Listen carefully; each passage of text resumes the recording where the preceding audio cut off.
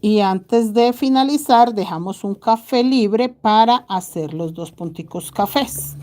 ¿Sí ven? Que empieza a verse esas líneas muy bellas.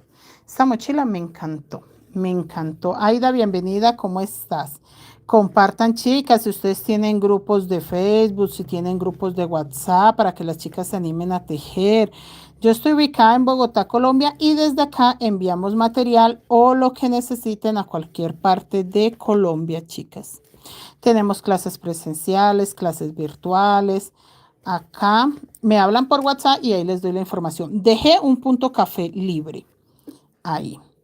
Y simplemente encima de ese punto café voy a hacer un punto café y uno sobre color hueso, porque quiero que empiece a correr los puntos como los estamos haciendo hasta ahora.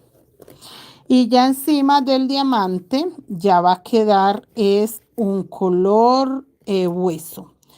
Quedó color hueso, luego quedó café y ahora vuelve a quedar color hueso. Nada más.